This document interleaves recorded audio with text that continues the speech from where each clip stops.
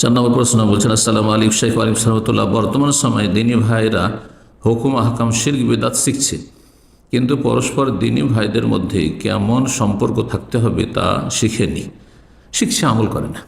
জি, তাদের ওস্তাদরা আলোচনা করছেন, কোরআন সুন্নাহ আলেমরা দিনের সব দিক নিয়ে আলোচনা করছেন, কিন্তু তারা সেগুলি আমল করছে না। আজকাল এলেম শিখা যতটা করছে তার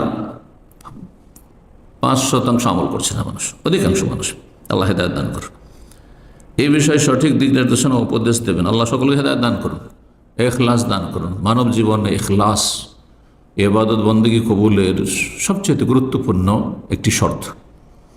ইখলাস মানে তাজারুদুলিল্লাহ, আল্লাহর জন্য দুনিয়ার সমস্ত স্বার্থ থেকে আপনি মুক্ত হয়ে যাবেন, স্বার্থের ঊর্ধ্বে চলে যাবেন, কোনো স্বার্থ থাকবে না।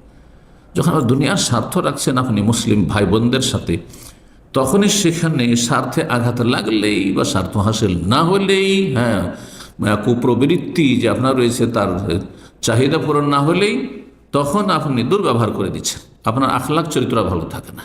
আর যেখানে স্বার্থ আছে সেখানে গোলামি করছেন আপনি, পা চাটছেন আপনি, জি, তেল মারছেন আপনি। আল্লাহ হেদায়েত দান করুন। তাহলে মূল বিষয় হচ্ছে ইখলাস।